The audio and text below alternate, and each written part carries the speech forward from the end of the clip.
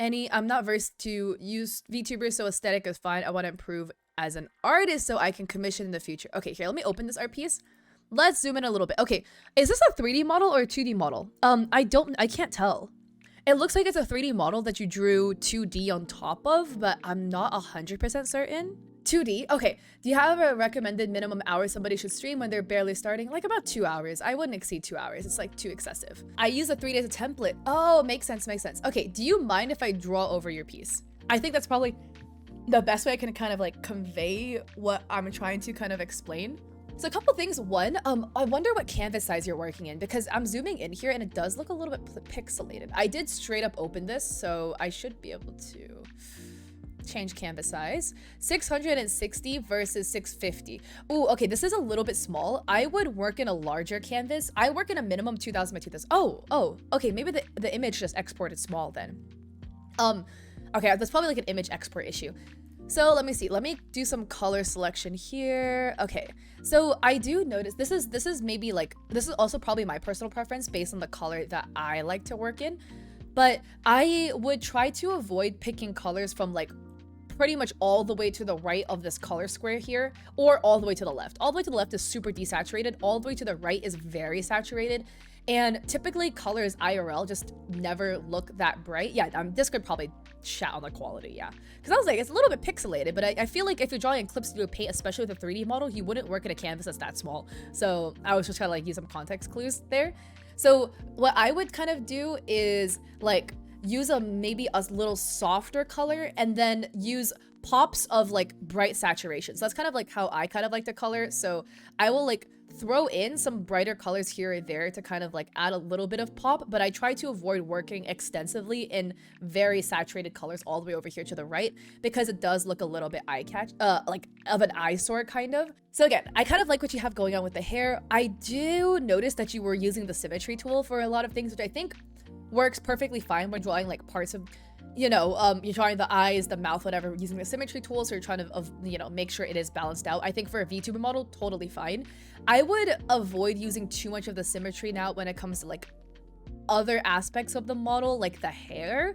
So like to get the general structure of the hair, I think it's totally fine to use a symmetry tool to kind of like balance it out.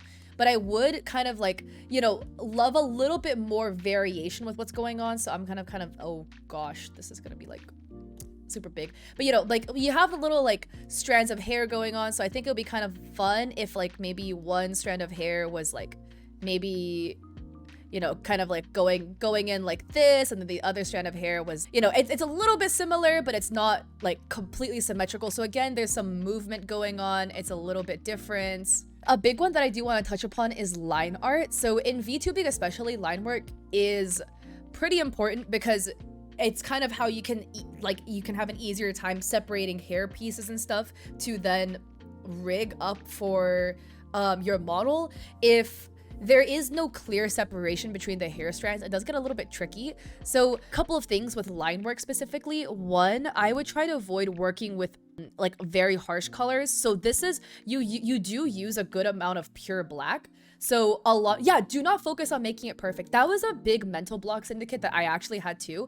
I used to focus very heavily on trying to get perfect line work. For this piece, I really worked on just imperfect line art. Like I was just like YOLO, like if it's close enough, it's fine. A lot of this line work sucks. Like you see here, like it, or not sucks, but there's like a lot of jagged edges here. It's not completely complete, etc. But overall, it still is like a way, it's a much cleaner piece than if I were to focus too much on trying to make the line work absolutely perfect.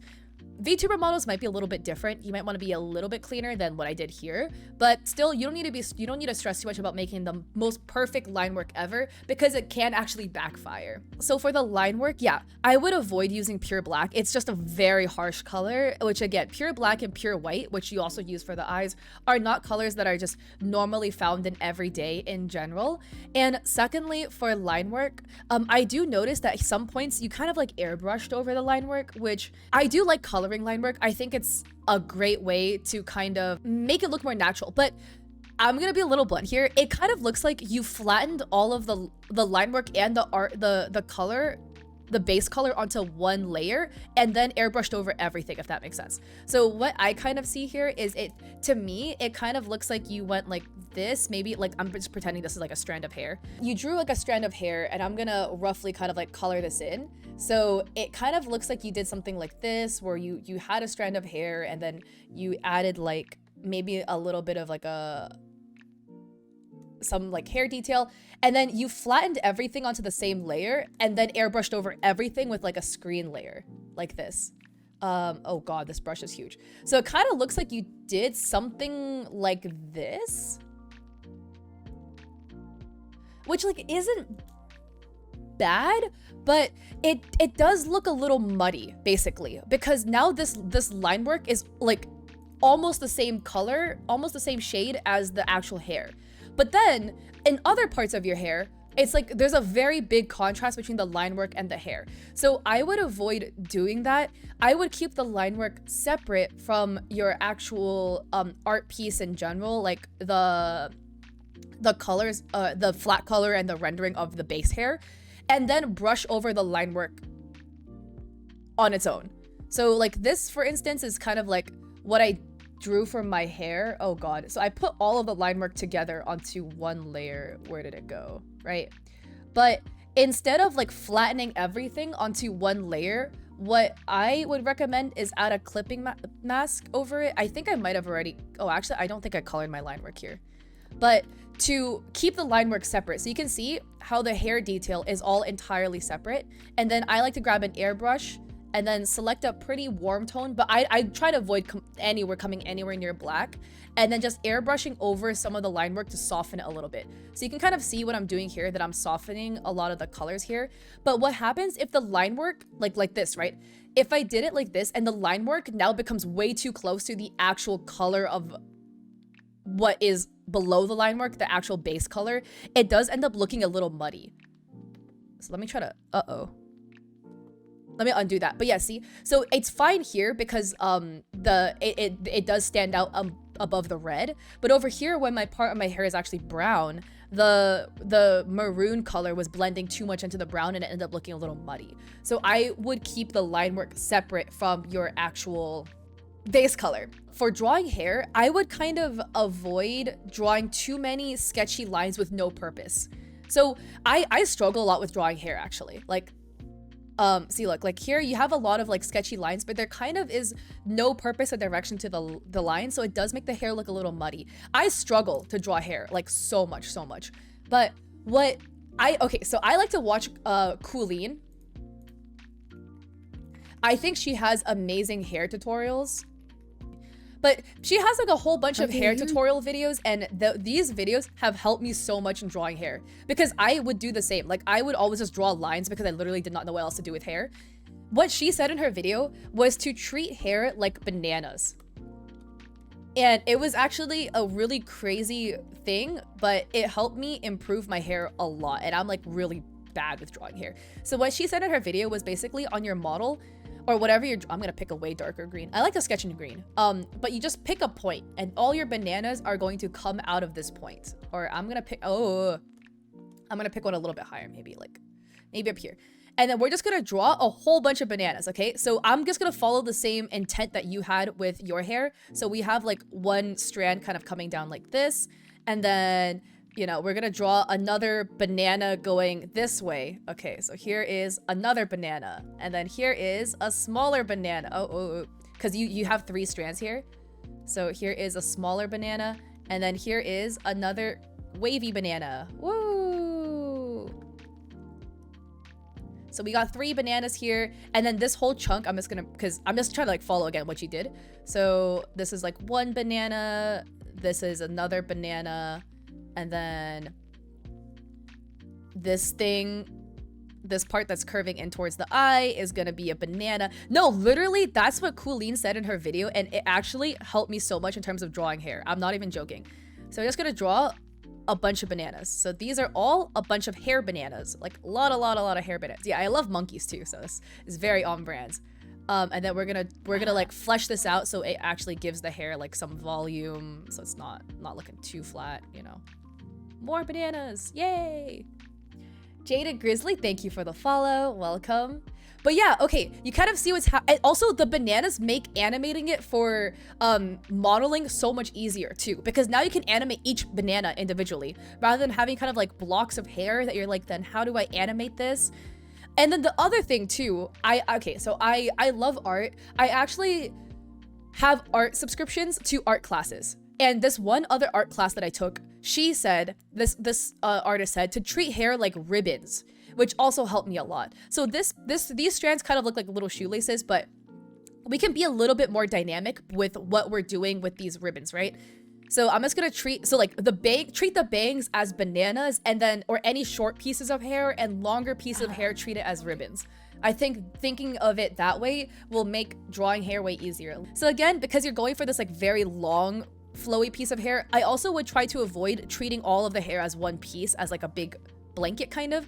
If you segment it a little bit with like little ribbon pieces, you know, then we can get a lot more flow. I like to break the hair up into little like sections. So, you know, we kind of get like a flowy strand here, and then like another flowy strands over here. Okay, but you kind of see here, like I'm treating each strand of hair like a ribbon. I'm also avoiding using the symmetry tool. Like, I think the symmetry tool is fine for drawing faces and stuff. I would kind of avoid using it too much for hair, because it does end up making the hair like look like one giant conglomeration. Oh no, I take class 101 classes. It's like a Korean hair, not hair, what am I saying? It's like a Korean class thing.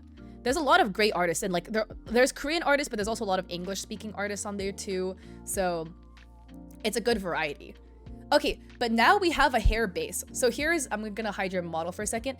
Here is kind of the base with our hair now. And again, right, we want to think of the bangs as bananas, and we want to think of the body of the hair as like little ribbons. And I think if you think of hair from that perspective, it will work way better. So now we have a really good base. So now I'm gonna sketch over the base, and we're gonna refine it. So obviously, you don't want everything to look like chunky little bananas. We do want it to have a little bit more body. But we have a really good starting point now. So again, remember how we talked about the little point up here? We want to make sure all the bangs start from the point. Oh, my hair's drawing skills used to suck, bro. I only got this decent after taking these little art classes. I'm actually a huge proponent of art classes. Like, I'm a huge fan of them. I take them myself, and I really like them. Okay, but also we want to vary the line weight. So I'm using like the max thickness. I'm using like a sketching pen of 5 to kind of like draw out the main body, the main silhouette. So like, you know, the silhouette would be like all of this, but like none of the individual little strands in here, okay? So I'm making sure that the silhouette, I'm like pressing down as hard as I can on my pen using all of the pressure. But when it comes to other parts of it, like drawing the little finer details, I'm using a way lighter brush stroke.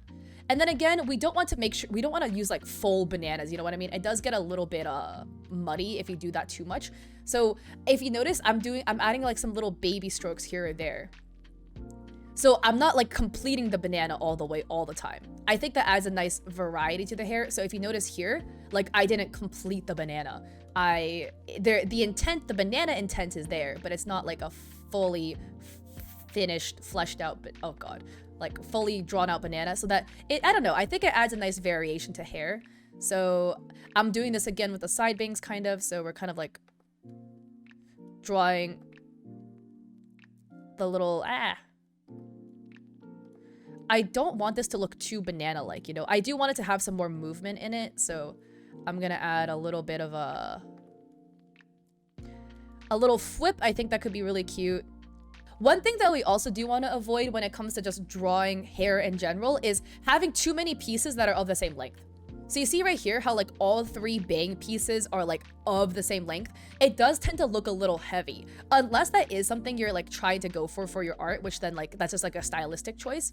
I kind of would try to avoid that if possible, because it does tend to look a little bit too weighted down. So I think like I'm gonna try this and see how this looks, but I'm gonna see if we can do like a, actually this looks not half bad, to be honest. To like, I'm just kicking this up a notch and just like literally flicking, like adding a huge flip for the hair. So like we're kind of exaggerating it a little bit, but we're not making everything just the exact same length, because then that does tend to look very heavy. And we're trying to avoid that kind of like heavy weighted look. And then one other thing too, when it comes to sketching hair that makes things look a little fun, is if you vary thicknesses. So I'm gonna add a little sketch here. This is a very thin line, you know? You see like the gap between here and here is very thin, but then I'm gonna leave like this section very thick. So it does add some variety into the hair that we're drawing. Ooh, I could maybe do this too. I think this will be pretty fun. It kind of adds like a nice little flip, a little balance to the hair without making it look too heavy. I'm trying to add a little bit of variety. So maybe something like this. And again, I'm not using the symmetry tool because I'm trying to avoid making it look too heavy. So, or like too unnatural. So the problem that kind of can arise if you use the symmetry tool is what you're drawing can end up looking pretty unnatural because things in life do not have that much symmetry to it. So even though I did try to mirror what's happening on both sides of this model's head, it is different on both sides at the end of the day, so that we do get some variety, some difference. There is movement, but it's not the same thing happening. What sometimes is really fun too is if you layer your hair a little bit. I'm adding again. See, I'm treating it like a ribbon. You see how I'm adding these little flips at the bottom? It ends up looking like, it gives it a more anime style, but it makes it look more fun. And it is way, or I feel like anyways, I've never animated a VTuber model, but I feel like it's way easier to animate a model like that. I don't, Chris. I've actually never made a VTuber model before, but I really do want to. I really like the art style. So now we have something like this going on here. And then lastly, what is super fun to add is if you add variations. So I sketch with the darker pencil in green. So this is another shade of green. What is again super, what I like to add is movement. So if you notice, all of the hair is going in one direction. It's all kind of going like this, right? But what would be kind of fun is if you added some strands of hair that kind of like broke the mold a little bit. So which layer did I draw this on? I'm losing all my layers. So we can do something,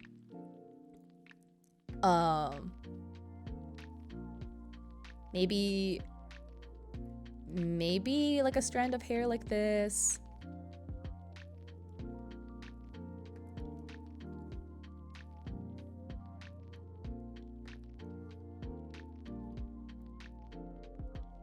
We can always just play around with it a little bit, you know? But doing something like this will kind of break the monotony of all of the hair literally going in the same direction. And then if I grab the eraser, and then why is this one strand not on that layer? Oh, what the? How did it end up on this layer? Jeez. But if you kind of erase over it a little bit, then it does give our hair a little bit more movement because now not all of the strands of hair are literally going in the same direction. And if I, oh, nope, that's the sketch layer. And if I then merge everything together and then erase the muddy lines that's happening over here a little bit. And I'm gonna just like copy over your model's body real quick because otherwise it looks a little trippy. We give it like, you know, a chin and then a neck so that there's like life, you know, to the head. Now you can kind of see like there's a lot more movement to the hair. There's a lot more dynamics, and it looks like the hair kind of has a purpose of like where each strand is going, rather than kind of being like just little flat pieces of the hair, but there's no really like intention there. And then kind of the second thing with like going to coloring the hair too, again, because I would avoid using substantial amounts of very, very saturated colors because it does tend to look a little muddy. Not muddy, but it tends to look like your eyes basically don't know where to look anymore because it's just not natural. Most people do not have like hair of that color. If you do, that's super cool. But like this color is very bright. So normally like I would kind of like pick closer to the middle of the color thingy. So this is a way more like, it's still the same shade. I literally like didn't make it brighter or darker, but I just desaturated it a little bit. So I'm gonna go over and like, again, we don't want to work with pure black, so I'm gonna pick an off black. Still like a purpley shade for the hair here. I like to use like pretty desaturated line art actually. So I'm gonna pick a little bit over here. And then let's go to the purple. I'm just going to randomly slap this purple on because I'm just trying to use this as an example. How do you know if the color is saturated? Oh, you see this color square? Like, look on the bottom left, right? So this is your art piece. I'm just color selecting the purple off of it, right? Do you see where the hue selector jumped to? It jumped all the way to the right. So if it's all the way to the right, this is a very, very, very saturated color. Like the most saturated you can get is like pure, like all the way to the right. And this is the most desaturated color you can get all the way to the left. Ideally, you want to pick from somewhere in the middle. So the color that I picked for you, like look where I selected your color all the way to the right. Look where I selected this purple. It's way more in the middle. So it gets you a more like balanced. It's not like super eye straining. And don't worry, it's not a dumb question. Like none of these questions are dumb questions. These are all things that I didn't know either, and that I through experience have later learned through like, you know, I literally paid for a bunch of art classes that I took and then forgot about. But you know, like this is all stuff that, and also like don't compare it to me either, because I literally taught an art class too. So like when I was in college, I taught a game design art class. Hi Duck, thank you so much for the follow. Welcome to my stream. I'm just gonna like kind of pretend the hair is like this just for like, because I'm lazy, to be honest. I just don't wanna. I feel like doing this, at least visually, it comes off better. Even though I know for VTubers, you do need to draw the entire back chunk of the hair too. I'm just doing this to make life a little easy. I normally actually do not color everything on one layer. I will color the strands of hair on a separate layer, but for like explaining purposes, I try to keep everything on one layer. In terms of like shading, I like to work towards warmer colors, and for highlights I like to work for cooler colors. So I'm gonna move it over here. Actually no, I'm gonna put the shadows on first. Let me color select the base, move it closer to red. So by picking a warmer color, it's just anywhere that moves it closer to red. So I'm gonna jump over here, maybe pick a slightly darker, slightly warmer color, and then, oh nope, that's not dark enough. All right, there we go. And then we're gonna go apply our shadows. So the shadows will go like anywhere the sun would not hit, basically. And this is why you should probably not put everything on one layer, because then this gets like really hard to render. But again, we do want to treat the hair like a ribbon. If we have you know, like bangs or whatever, they'll probably cast a shadow over the pieces of hair behind it. This goes back to the bananas again. You know how we're talking about the bananas? We want to keep each section of banana its own section, kind of. So we can add like some shadows to separate the banana sections from the other banana sections. More shadows to kind of separate the bananas. Oh, look. You know, we're kind of separating it a little bit. This piece is in the back. This is a ribbon that sits in front, so I'm just gonna kind of color over it like so. And then you also want to like think of your hair in chunks. So over here, I'm like, this is a dark chunk, because my brain just like plotted it that way. And then we're gonna do it like this, and then I can just like make up another like darker pieces, even though I didn't sketch it in the line work. So, you know, like here, I'm just like, okay, I'm gonna put another like darker chunk over here. And then we can add a new layer, and let's color select the base color and then move it towards a cooler color, and let's pick a lighter color. And then now here, this is the fun part. Hi Kingman, welcome to my stream. We can add some highlights.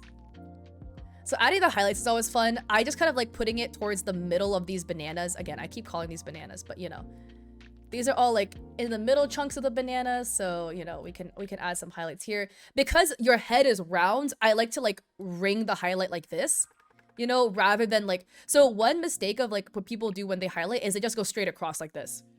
But your head isn't flat, so that doesn't look very, or it doesn't look the most natural. It will look more natural if you kind of like made it in the shape of a ring, because that does obey more with regular head patterns. And then kind of like same thing, if you're treating these little chunks of your hair as like a ribbon, where would the shine fall on a ribbon? And you can kind of like put some highlights there as well. So we can go back to our trusty old blend tool. Oh, this is a huge blend tool, and kind of blend some parts out.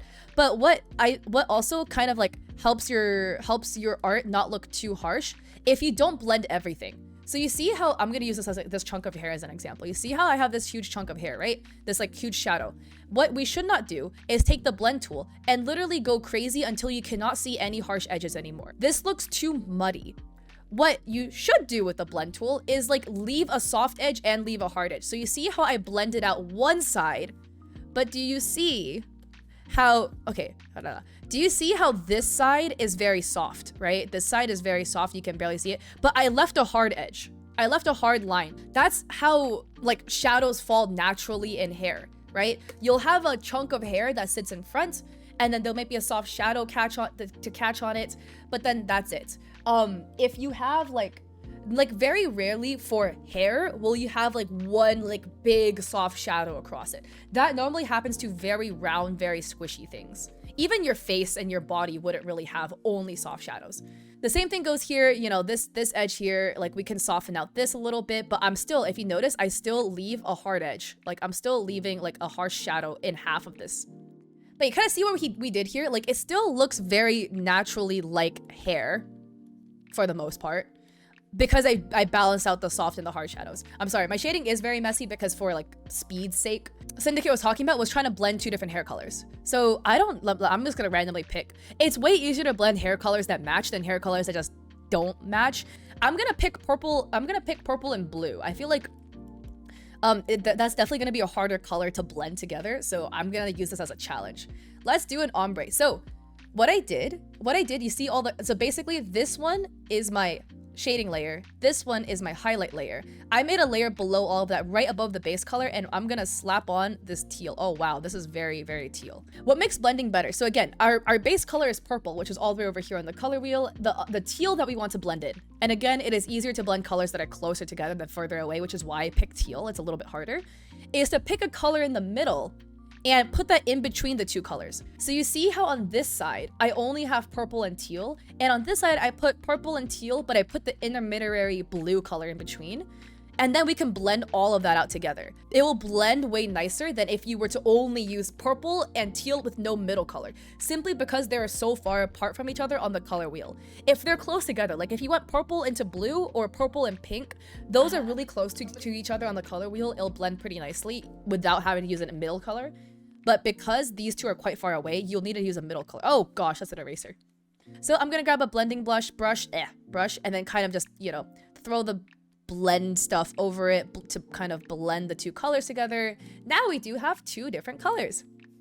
All right, now if you notice, obviously our shading and our highlight does not match now, but it's okay. With the power of blend modes, we can change this. So if we click a layer, and in any drawing program they have this, it says normal. This is the normal blend mode. This is what normally shows up. But we can swap it to something like multiply. Oh, which looks kind of, let's see. Or linear burn. This also looks pretty dark. But if we lower it a little bit, let me try multiply. Like, this is a blending mode. So it basically, like each blending mode does something different. What multiply does is it basically like takes the original color and darkens it based on what colors are below it. And you can kind of just like fiddle. Oh, the subtract is actually really pretty. Oh, but we don't want, that's not what we're aiming for. But yeah, so as you can see, like there's all these different blend modes, so you can mess with them. Some of them like make it darker, some of them make it lighter. So we can kind of like mess with it a little bit. So I like to use multiply. We can use multiply first. We need to color over this because this still looks very muddy, but you kind of get the point, right? And then you see with the highlight, we can do something like color dodge, which makes it so much more saturated and bright. Or we can do something like glow dodge or whatever, which makes it look more ethereal. A classic one is like, not soft light, where is it? Is like lighten or screen. Those are the basic like highlight ones. Casey, thank you for the follow. It's currently closed. I take 5 at a time. I'm just spending a lot of time on this one because this is a really fun one for me, so I'm getting a little bit carried away. But color burn is another darker one. Here, we can use like glow dodge. This one's pretty fun. I'm gonna lower the opacity for this one a little bit. But you kind of see how now we've gotten a lot more blending stuff happening. Like the colors blend a lot nicer, and we managed to blend the hair. Then kind of like what I like to do is I just go back over it with a lot more color. So, oh wait, I'm going over here. And I like to kind of like mess with something that's very similar to the base color. this kind of takes a little bit of intuition here, but we have purple, we have teal, right? A good intermediary color again is blue. So I just like to add, I use more of like a watercolor brush for this, but I like to like add in little bits of the middle colors into my artwork so it gives it more dimension. So you see here how the shading looks very like black, right? Or like it looks very muddy, right? I'm just gonna add some like cool tones. I'm gonna add some blue like into the shadows so that it gives the shadows a little bit more life. Some of these are a little bit too dark, but you kind of see what I'm doing here now. I'm adding a whole bunch of blue. I'm just literally slapping the color in wherever I see fit. This one, I really don't have any rhyme or reason, to be honest, as to where I'm putting it. It just kind of, this place looks like it needs blue, and I just, bam, blue. All right, so now with the blue, this is it without the blue. This is it with the blue. It just gives it more life. And then rinse and repeat with another color. Okay, so what else is in here? Purple. Okay, let's go with purple. What's similar to purple? Pink is pretty close to purple. It's a little bit further away from it on the color wheel, but you know, adding a little bit of pink near the highlights kind of give it some more dimension. It'll make it look brighter. This is also just the way I like to color specifically. If you don't want to use this much color in your work, you definitely don't have to. I just personally like this, but I'm just throwing on some pink now closer to where the highlights are. And then down here with the teal, this teal looks a little flat. We can add in some green too. Let's just throw some green over it.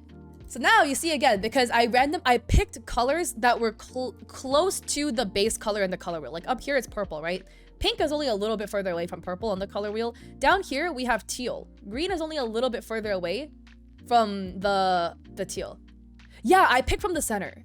Picking all the way over here, it just looks too saturated. It's okay to use in moderation actually, but when it's done too much, it does tend to overwhelm the viewer's eye. So here, like we have like bright teal, right? There's nothing wrong with using actually a very saturated teal, but we should use it in a little moderation. So you can use it with a little bit of highlight here, right? So I'm gonna pick this like very saturated teal. Again, like nothing wrong with it, but in moderation. So here I add a little strand.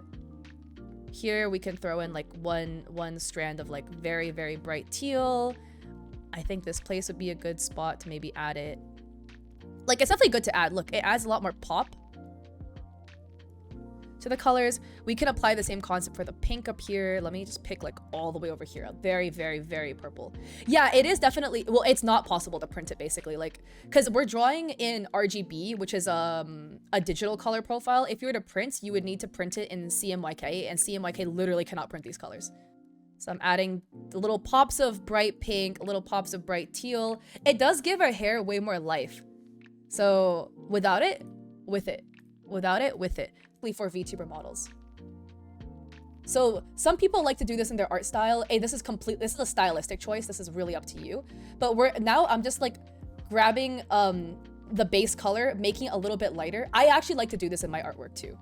And I'm just adding like random strands of hair. This would be a pain in the butt to render though, to be honest. So I probably wouldn't, you may not want to do this if you're making a VTuber model. This may not be the best, but you know, if we just, I'm like randomly throwing out the little strands of hair. Some people like doing this if they feel like it adds like more dimension to their artwork. I like doing this actually in my artwork. It is a little bit harder to do if your model does have like rainbow hair, but we can fix that.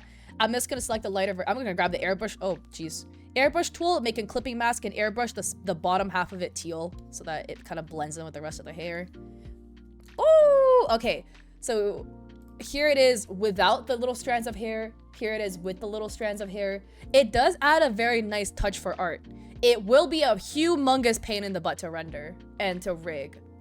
Oh, the very last thing actually is coloring our line work. So I did do all of the line work in this like close to black, but almost not black shade. And if you notice, it does look a little bit harsh at times.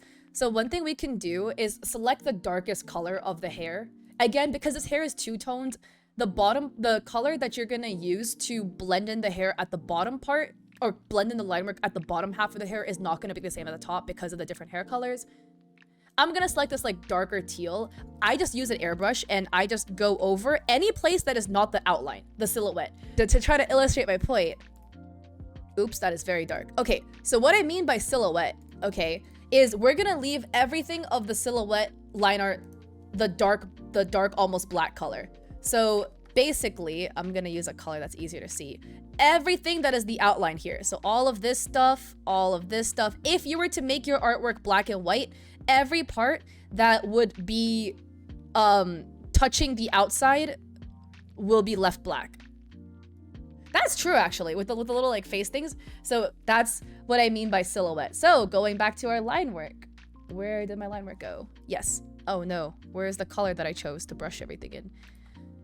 So again, I'm gonna go grab the little airbrush tool thing and airbrush everything that is not within the silhouette a lighter color, so it looks softer. This again is a little bit tricky because the hair is two-tone, so we're gonna grab, again, I'm gonna color select the darkest purple shading color we use, make it a little bit darker, and then, oh, this actually is not really making much of a difference, lols.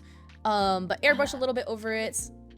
Any place that I feel like the hair color is too dark, I'm gonna make it a little bit lighter, like the line work. Oops, that is not what I'm going for. Something like here and here. Here it is without the shading, without recoloring the line work. Here it is after we recolor the line work. It is a small difference, but in my opinion, this difference actually does make a big change. It does soften your artwork a lot. So, this is our final product of making VTuber hair. Okay, well, hold on, sorry. With like coloring and drawing hair, when you're making a VTuber, it does get really, really tricky. I'm just lazy. It would take me forever to explain it. If you're making a VTuber, the way VTubers work is when I'm looking down because I'm trying to find an example, right? The way VTubers work, when something is like animated, when you're trying to animate, the thing behind it also has to be drawn. So what I mean by this, let's pretend these two boba straw wrappers are hair, right? Okay, I'll do it this way. Okay, you can clearly see this transparent one is on top of the piece in the back. But when you're animating your model, your hair is when you're moving, you want your hair to be like moving back and forth too. So this strand in the back will also be like flowing out like this, you know?